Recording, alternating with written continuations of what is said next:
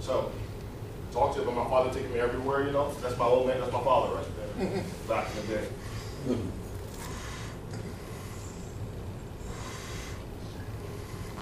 I want to ask, what is your commitment?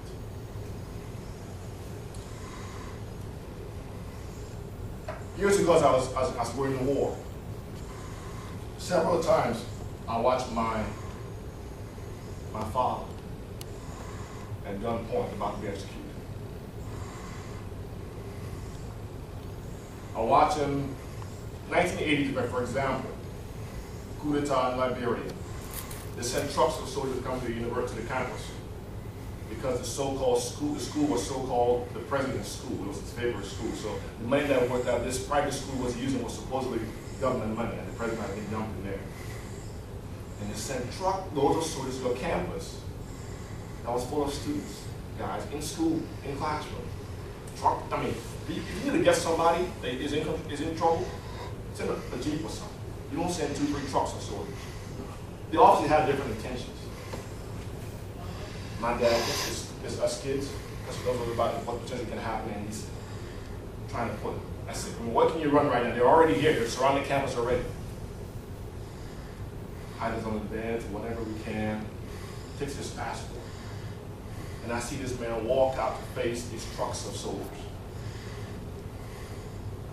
You know what? We're teachers and we're students. We're not fighters, we're not guns, we have nothing here. If you're coming here to destroy us, know that we're not. Guys, you got a truckload of soldiers with their guns out, about to start to do whatever. And I watched my dad walk out there, and everybody else seemed to be not just scared. We're all scared, man. The adults are all scared. We know what's about to happen. They just killed 13. They killed the president and 13 members of his cabinet by firing squad on the beach for all to see national TV.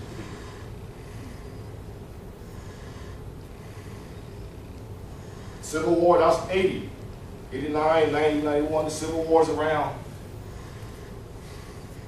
And they kind of load this guy, one of the rebel commanders, never walks around with an AK-47, just has this silver pistol in his holster. And the rumor is that if he takes that pistol out of his holster, there's no way you're going to be alive. You're dead. You hear my dad's in charge of the campus. My dad, by this time, actually the principal of the campus is a female. It's a woman. And my dad decided, well, since this is what's going on, he told her to not show her because she's a woman. She could get abused, raped, whatever. So he told her to kind of take the vaccine. He will step up as the head of the campus. So they know the rebels come and find out that my dad is the head of the campus. So they come to him that day. And we received tips already that they're looking for him. I watched my dad go out in the backyard, guys, stand out their hands up and just pray, just pray to God, just weep and pray to God. Now a rebel comes. I watch my dad out of the house, out in the front yard. We hear you hiding, you don't want to cooperate with us. We hear all these things about you.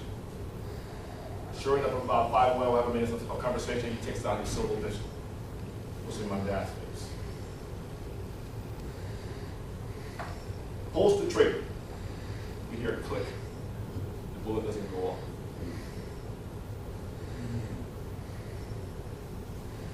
He's confused. The rebel's confused. What? What just happened? So confused that now apparently my dad must have witchcraft and story in his. Doesn't know that God is involved. He pulled the trigger, guys, and we're watching. But you think, what do you think I went back and watched my dad pray? I watch him now standing out there about to get executed. Pulls the trigger, we hear a click, no bullet goes off. My dad, but all of this I'm telling you, now once I watch my dad, humble, if this is my time, I always said, this is my time, God, I'm ready. But if it's not my time, I know what you're going to do. So, the first day, when the rebels, my time comes. they're running us up one day, and I'm pulled out a group of about 700 people to be executed because they accused me of being an enemy combatant. I just want to tell you the power of watching that legacy. Guys, I was scared. I was looking down the barrel of an M16 rifle about to be executed. I was terrified. But somehow tears went right down my face. Somehow, my mind, because my dad wasn't there at the time, my mom is there pleading for my life. Pleading. This brother's already told her, if you say your son is not who I say he is, you step in and die for him.